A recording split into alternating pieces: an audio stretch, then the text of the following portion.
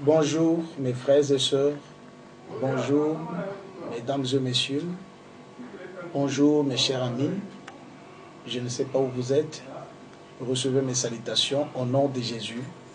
C'est encore moi votre frère, votre pasteur, votre ami, votre collègue, je ne sais pas comment vous allez me prendre, comme vous voulez. Je viens encore une fois de plus pour que nous commencions encore notre émission.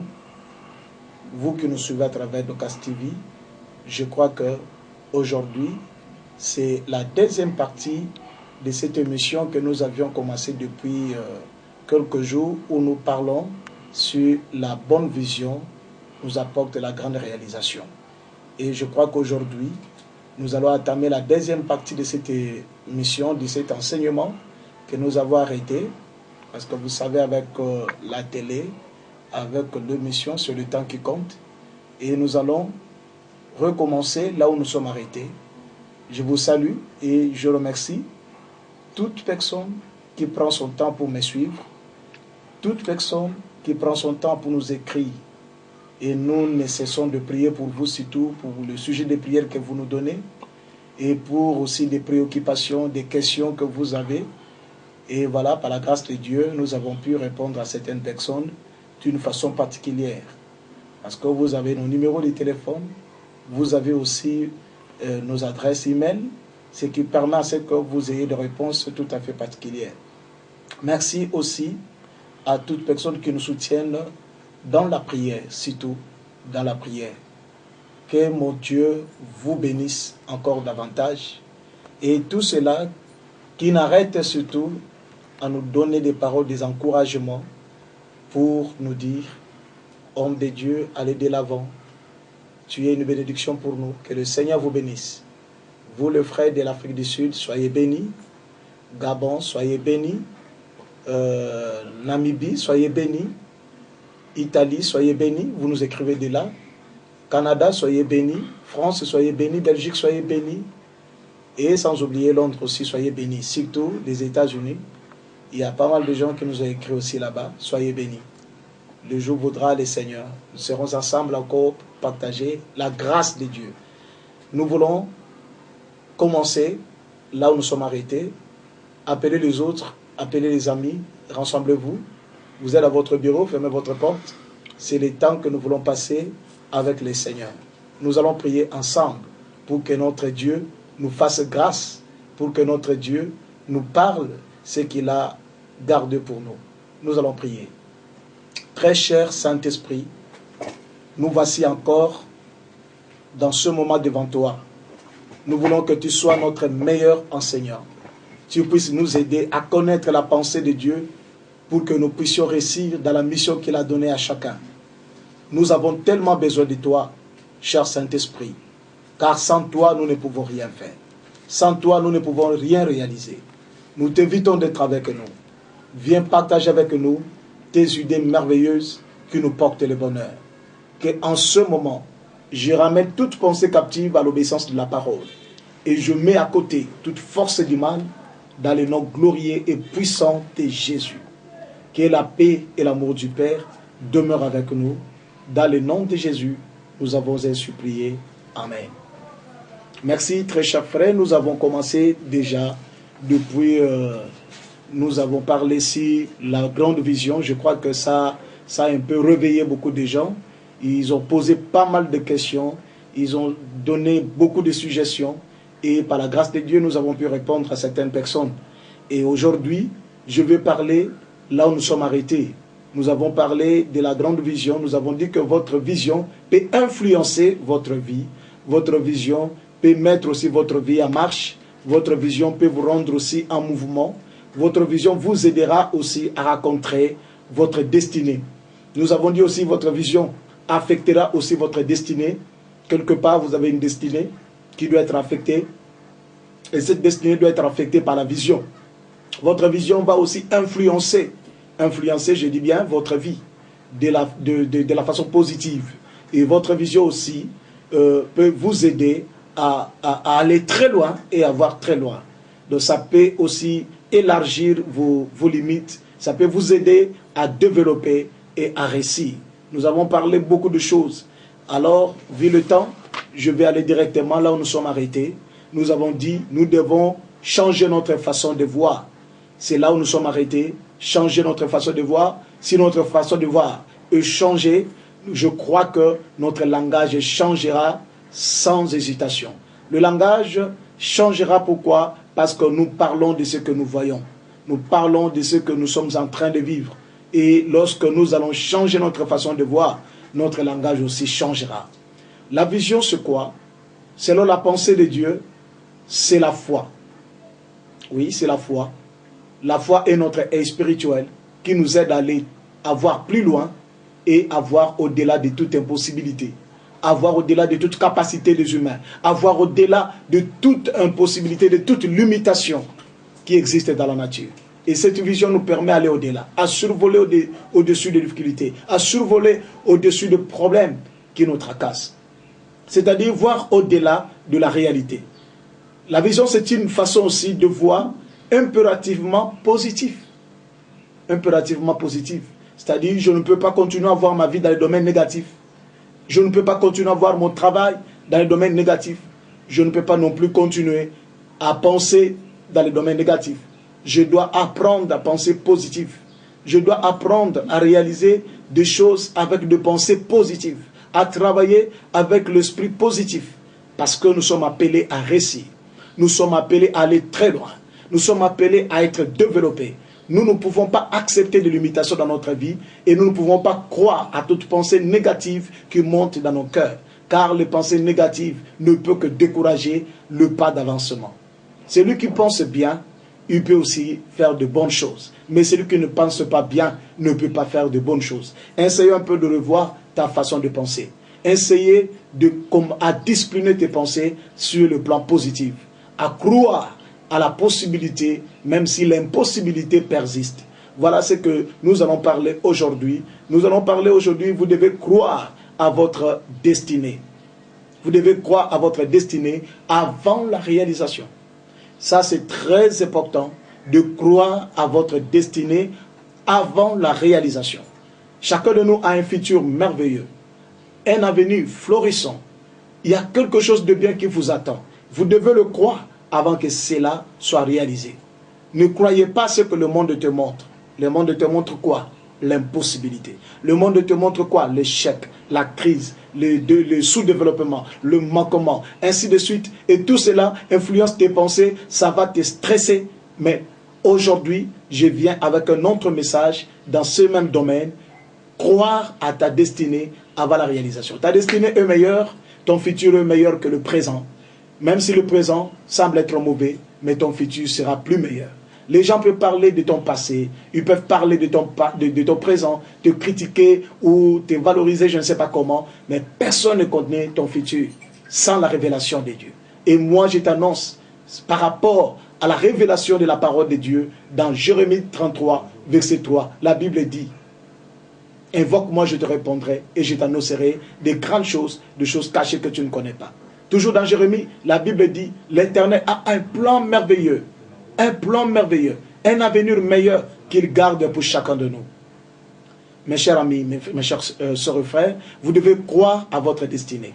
Croire que vous avez un futur meilleur, même si le présent est contradictoire. Croire que vous serez une grande personnalité, même si, je répète, la réalité est contradictoire. Croire que vous êtes une personne spéciale. Croire que vous êtes une personne mise à part. Croire que vous êtes dans le programme de Dieu.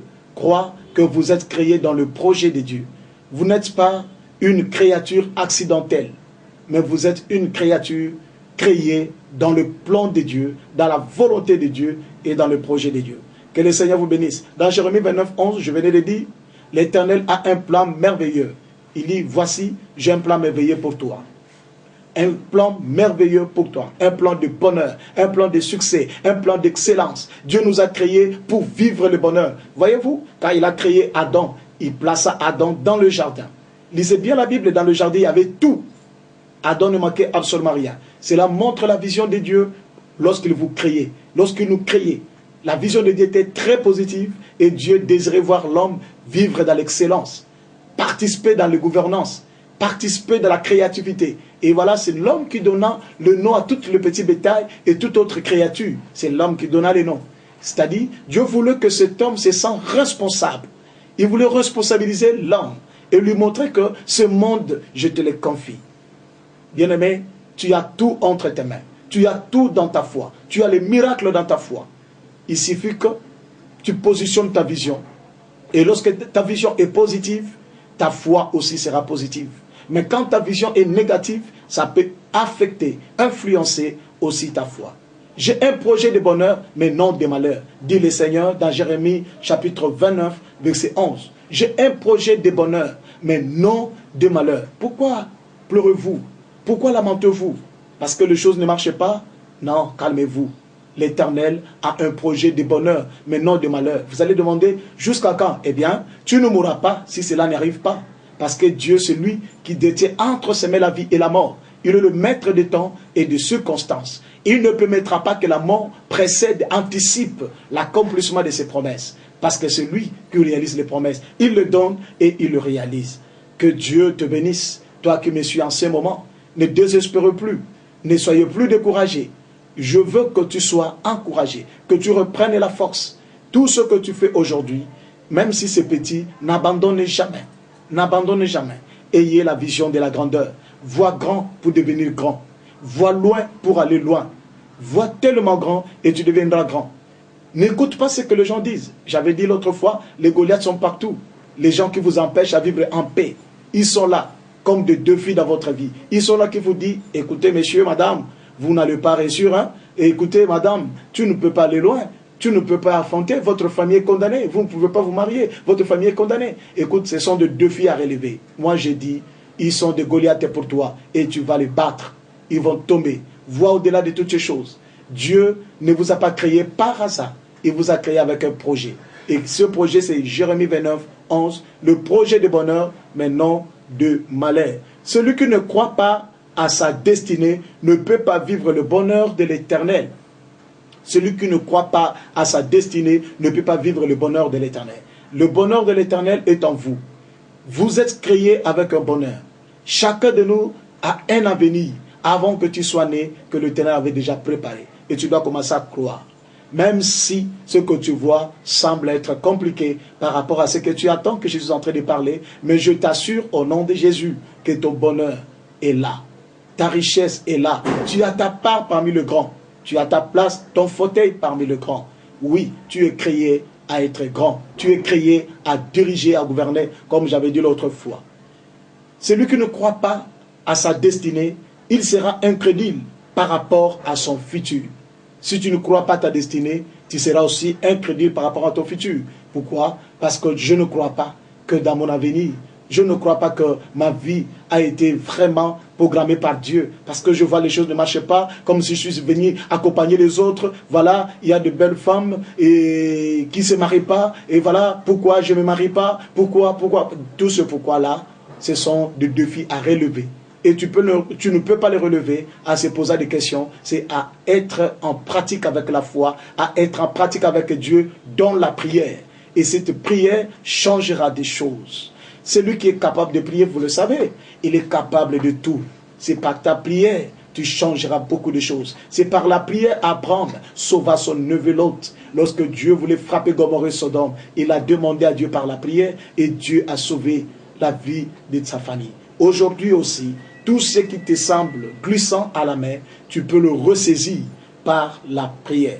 Tu ne peux pas être incrédule par ton futur, car ton futur est meilleur que le présent. Écoutez madame, écoutez messieurs, j'ai dit ton futur est meilleur que le présent. Donc minimisez le présent, même si tu vois rien qui bouge, mais j'ai dit ton futur est meilleur. Beaucoup de gens ont des révélations dans leur vie. Si nous savions tous ce que nous serons demain, je crois que personne ne sera complexé. Personne n'aura de doutes, personne n'aura de peur, personne ne peut pleurer, parce que vous savez qui vous serez demain.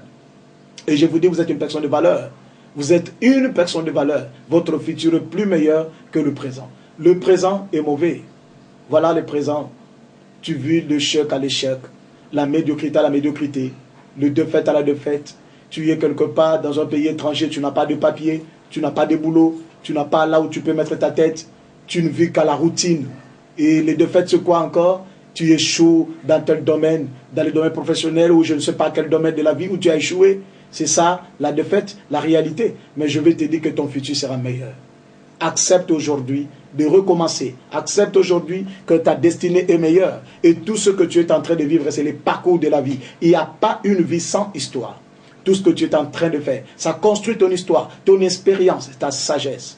Un homme sage, c'est un homme vécu, qui a vu beaucoup, qui a vécu beaucoup, et il devient sage. Tout ce que tu es en train de vivre, ça te rend sage. Ça te donne la formation afin que demain, tu sois une richesse pour les autres. Par tes conseils, par tes idées, parce que tu as vécu. Tu as une expérience. C'est une expérience que tu ne peux pas traverser seul.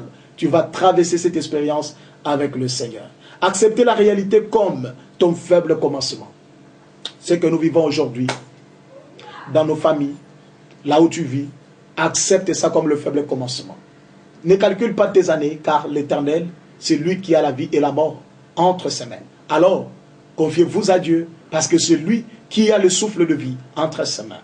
Utilisez aujourd'hui votre foi pour transporter les montagnes qui est la réalité négative, la réalité qui ne répond pas à tes demandes. Prends cette réalité comme le faible commencement. Prends cette réalité comme le fondement d'une maison qui sera très bien bâtie. Alors, ne cédez pas. Ne cédez pas à la négativité. Ne cédez pas à la peur. Ne cédez pas au suicide. Ne cédez pas aux révoltes contre Dieu. Je vous dis, tant que tu vis, j'ai toujours dit, il y a de l'espoir. L'Éternel a un futur meilleur pour toi. Un plan merveilleux pour toi.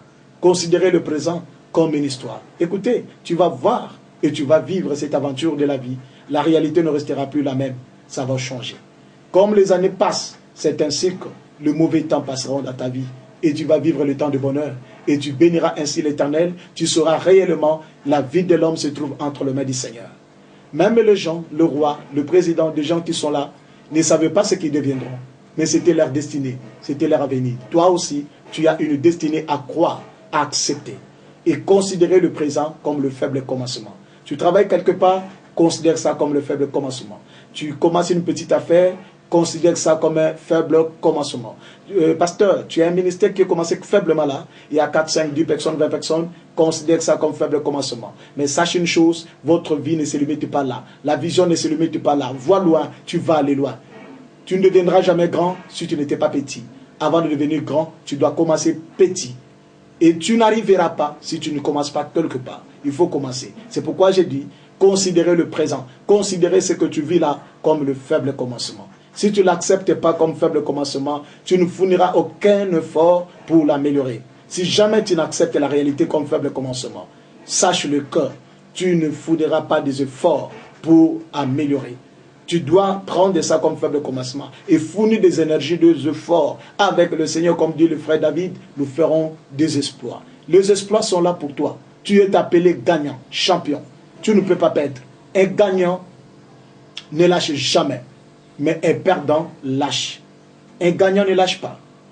Un gagnant ne lâche pas. Mais celui qui lâche ne gagne jamais. Alors tiens-toi bon. Tiens-toi bon. Persévère jusqu'à la fin. Le prix attend le persévérant. Le prix n'attend pas les lâcheurs. Le prix n'attend pas les abandons. Non, il faut continuer. Continuer, même si le chemin semble être flou, l'Éternel lui-même tracera un chemin. Il en a fait avec les enfants d'Israël, il le fera aussi pour toi. Avoir une vision dans tout ce que tu fais maintenant. C'est maintenant que tu dois avoir une vision dans tout ce que tu fais. Ne dis pas, mais comment celui-là est devenu comme ça? C'est lui qui a créé la chaîne de la télévision. Peut-être il était un simple journaliste. Il a admiré, il avait une idée. Il était déterminé dans cette vision. Et demain, et voilà, le Seigneur l'a béni. Et ce qu'il pensait, ce qu'il voyait dans sa vision est devenu une réalité. Écoute, tu dois avoir la vision. Ne minimise jamais le travail que tu fais aujourd'hui. Ne minimise jamais. Les affaires que tu fais, le travail que tu fais, on commence toujours quelque part. On commence toujours quelque part. On commence toujours quelque part. Si tu ne commences pas, tu n'arriveras pas. Et pour devenir, il faut commencer. Je t'en cire, je t'exhorte mon frère, dans le nom puissant de Jésus, de prendre courage. Tu dois avoir une vision dans tout ce que tu fais.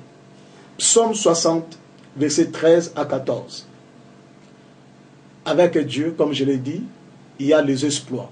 Et les exploits ne viennent pas comme ça.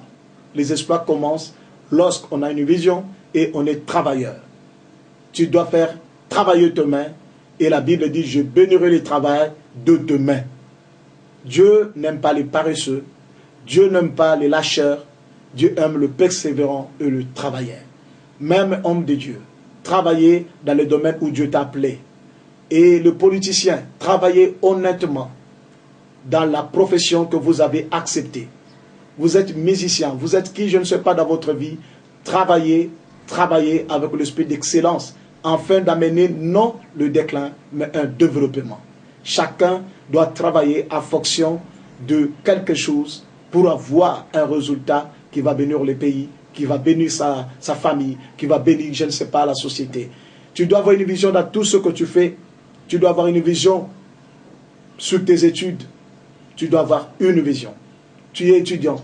Tu étudies pour devenir qui? Pour avoir quoi? On n'étudie pas parce que les autres étudient que je dois étudier. On étudie pour devenir.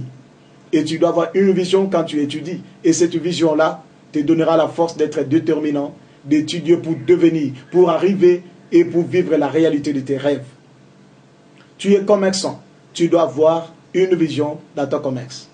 Le grand commerçant, les grands hommes d'affaires qui sont des opérateurs économiques aujourd'hui à travers le monde, ils n'ont pas commencé comme ça. Ils avaient commencé quelque part, trop petit, peut-être dans de petites affaires. Il ne gagnait pas peut-être trop, mais il était déterminé parce qu'il avait placé là-dessus une vision. Et lorsqu'il avait une vision, il était déterminé dans cette vision et c'est ce qui lui a amené à vivre l'excellence. Oh, cher bien-aimé, tu dois avoir une vision sur ton commerce. Avant d'envier les autres, demande leur histoire. Où est-ce qu'ils ont commencé pour arriver là où tu les envies? Avant de critiquer les autres, demande leur histoire. Avant de dire quelque chose sur la vie d'une personne, demande son histoire. Et là, tu comprendras qu'avec la vision, on peut devenir. Toi aussi, tu peux devenir. Je le crois de tout mon cœur. Tu peux devenir. Tu peux arriver. Tu peux aussi réaliser de grandes choses. C'est possible. Tu es créé comme moi. Tu as la même nature que les autres. Tu as toutes les potentialités, les qualités que les autres aussi possèdent. Mais ce qui te manque, la vision. Tu dois mettre la vision dans tout ce que tu fais. Maintenant, n'attends pas demain. Tu es commerçant. Ayez la vision de la grandeur. Aujourd'hui, petit commerçant. Demain, tu seras grand commerçant. Après-demain, un homme, une grande femme d'affaires.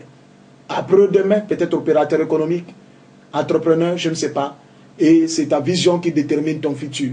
C'est ta vision. Dans ce que tu fais aujourd'hui, détermine ton futur.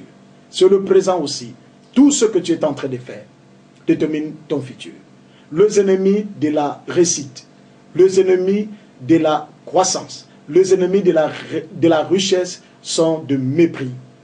J'ai toujours dit, le critique des hommes, le critique des gens, de ceux qui t'aiment, de ceux qui ne t'aiment pas, prenez ça comme des défis à relever. Ne prenez pas ça comme quelque chose qui vous décourage. Prenez ça comme des défis à relever et à prouver de quoi vous êtes capable. Améliorer du jour au lendemain ce que vous faites aujourd'hui. Rends excellent le travail que tu fais. Et c'est ainsi que tu deviendras un grand. Tu dois avoir la vision sur ton travail, ta profession. Non, tu ne peux pas dire, je travaille comme ça en attendant. Non, tu travailles. Et tu dois avoir une vision dans ce travail. Et à partir de ce travail, tu peux construire quelque chose de grand. Tu peux bâtir quelque chose de grand. Tu peux réaliser un projet que tu as dans ton cœur et devenir indépendant. Ne minimisez pas, car ce que tu fais aujourd'hui, c'est ça la vie que tu es en train de vivre. Ne rêvez pas. Ne rêvez pas que la manne tombe du ciel. Non, non, non. La manne ne tombera plus du ciel. Dieu te donne les opportunités comme des mannes qui tombent dans le ciel. Les opportunités, les occasions de bénédiction, ce sont des mannes. Ce sont des mannes que Dieu te donne. Tu dois être opportuniste pour le saisir. Tu dois voir une vision dans tous les domaines. Même pour ton fiançailles. Vous avez une relation avec quelqu'un. Quelle est votre vision dans cette relation? Vous voulez aller où? Vous êtes politicien. Quelle est votre vision? C'est mettre le pays dans le bas, mettre le pays dans le chaos, ou bien ramener un pays dans un développement et laisser les traces de l'histoire. Et vous, vous êtes politicien. Vous devez laisser les traces de l'histoire. Que si le pays a trouvé une telle vitesse quelque part, c'est à cause d'un tel politicien. C'est ça le défi que vous devez relever. N'acceptez pas d'être corrompu pour mettre ton pays dans le chaos. Dans le chaos. Là, vous échouez. Vous échouez. Vous devez avoir la vision dans tout ce que vous faites. Soyez un homme de défi. Un homme qui est différent des autres. Qu'on peut vous juger apparemment. Mais donnez la valeur qui est en vous. Exprimez, extériorisez la valeur qui est en vous. Et le Seigneur vous bénira. Tu dois avoir la vision sur l'entreprise que tu as. Depuis 10 ans, cette entreprise n'a pas encore agendé d'autres. Est-ce que tu as une vision? Qu'est-ce que tu penses de cette entreprise? Ça va rester toujours comme ça? Tu dois avoir une vision. L'argent doit trouver en toi la vision.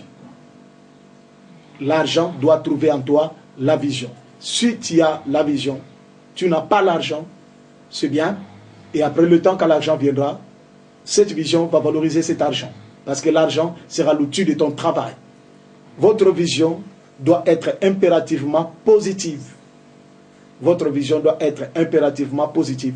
Quel que soit l'obstacle dès que vous pouvez rencontrer dans votre vie, dans votre marche avec Dieu. Quels que soient les obstacles que vous rencontrez, que cela n'influence pas votre vision à devenir négative.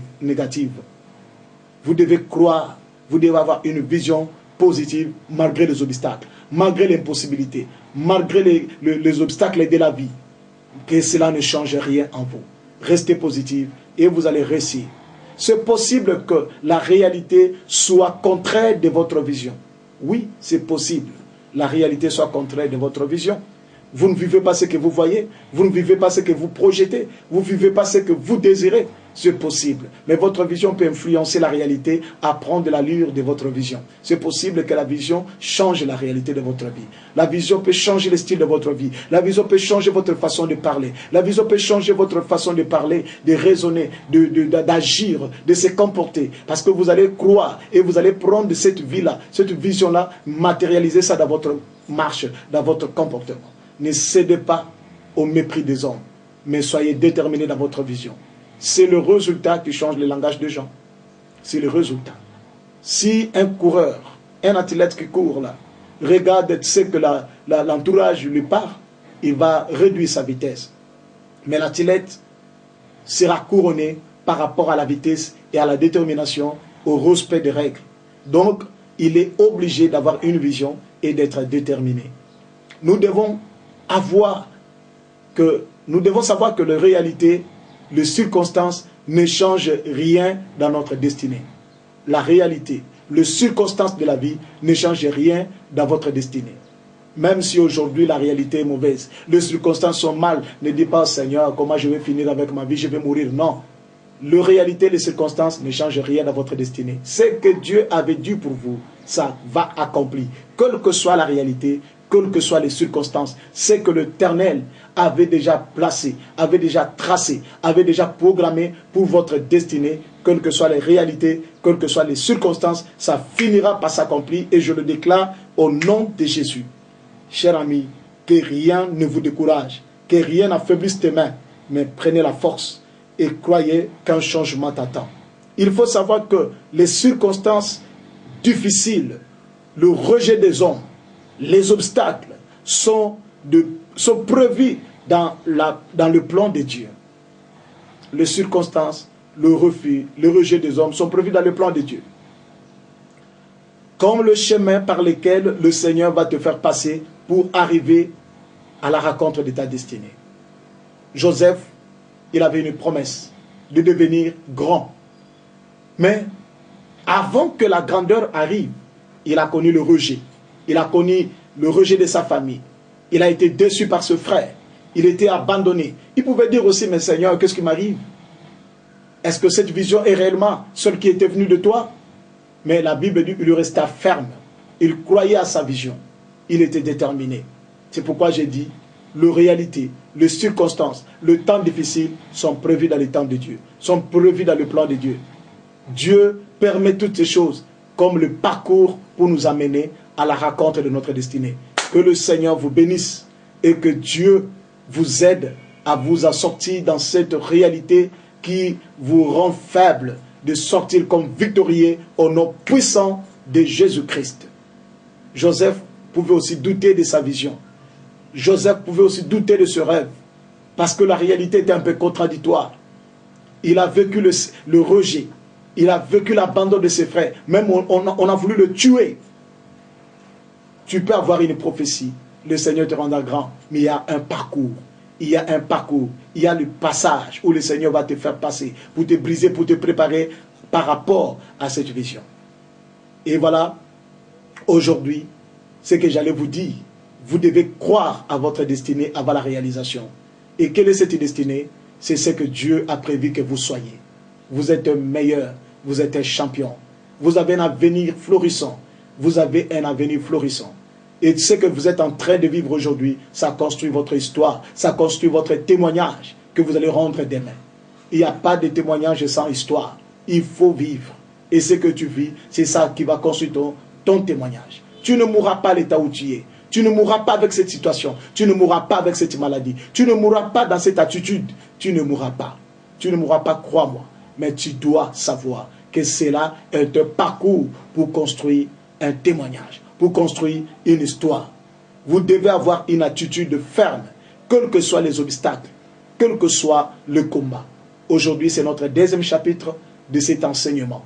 Croire à ta destinée avant la réalisation. Je vais dire à une dame, vous devez croire à votre mariage. Même si vous avez échoué, vous devez croire que vous allez réussir. Vous devez croire, messieurs, à votre mariage. Même si vous avez échoué quelque part, ne lâchez pas, car un lâcheur ne gagne pas.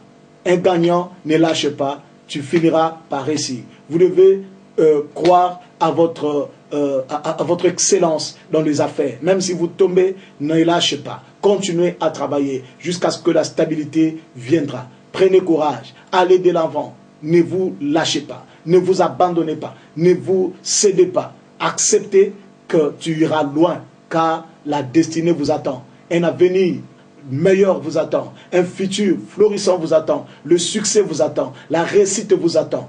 Et je crois que rien ne restera le même dans votre vie. Aujourd'hui, comme un enfant qui est né aujourd'hui, ne finira pas toutes les années à rester bébé, il finira par grandir. Et c'est ça ta vie. Tu finiras par changer, à voir la vie à la couleur de Dieu. Et Dieu voit ta vie autrement que toi-même. Dieu voit ta vie à la manière dont il t'avait déjà créé. Il avait déjà prévu dans ses projets, dans son plan. Et tu dois croire à ta destinée. Croire à ta destinée par rapport à ce que tu es en train de vivre. Les seigneurs nous bougent comme des pions sur la dame. Pour ceux qui savent jouer les dames, il va vous bouger comme ça jusqu'à ce que vous allez atteindre là où il avait prévu pour vous. Ne vous découragez pas. Ne vous découragez pas. Encore une fois, croire à votre destinée avant la réalisation. Et vous devez associer Dieu en toutes choses. Et que le Seigneur vous bénisse. Que le Seigneur vous rende encore heureux. Soyez forts. Croire à votre destinée avant la réalisation. Allez dire à tes amis, j'ai un avenir meilleur. Allez dire à vos prochains, j'ai un grand projet de bonheur. Et mettez-vous en action.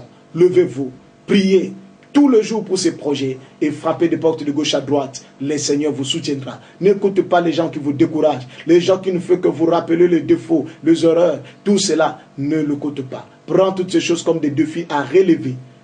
Comme des défis à relever. Ça va vous aider à améliorer et à aller de l'avant. Ne prenez pas ça comme des armes lourdes que le diable utilise pour vous décourager. Non, prenez ça comme des défis à relever. Prends courage, allez de l'avant.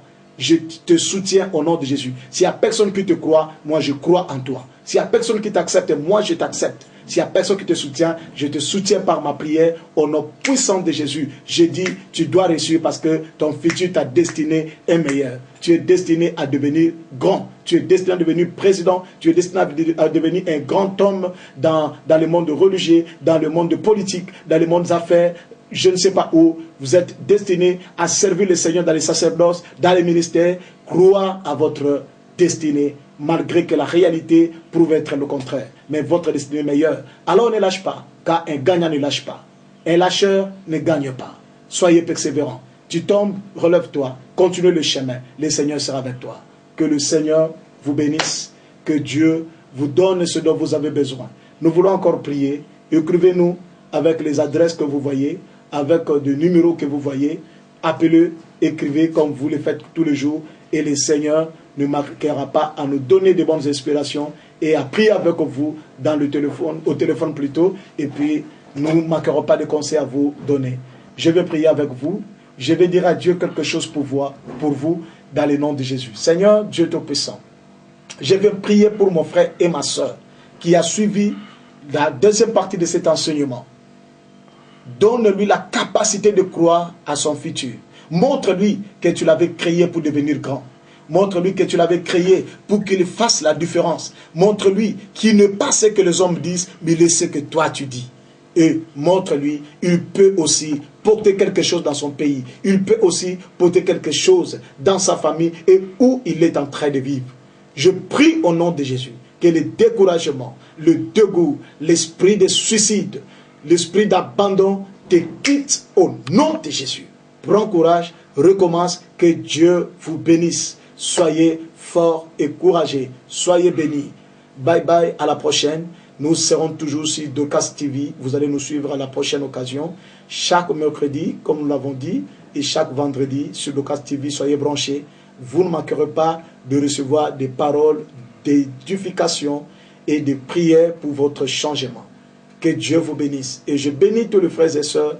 J'ai du mal à citer les noms, excusez-moi, parce que vous êtes tellement nombreux qui je vais citer, que je peux abandonner. Mais je peux que dire merci aux gens qui nous suivent partout, à travers le monde. Et je dis aussi merci, même surtout, Papa Guillaume, c'est lui, je dirais, je dois être reconnaissant, qui est en train de faire que cette émission soit toujours là. Que le Seigneur vous bénisse avec toute ta famille. Et qu'il bénisse aussi les autres qui n'arrêtent pas de prier pour l'apôtre. Que Dieu vous bénisse. Que Dieu vous bénisse encore. Au nom de Jésus. Bye bye.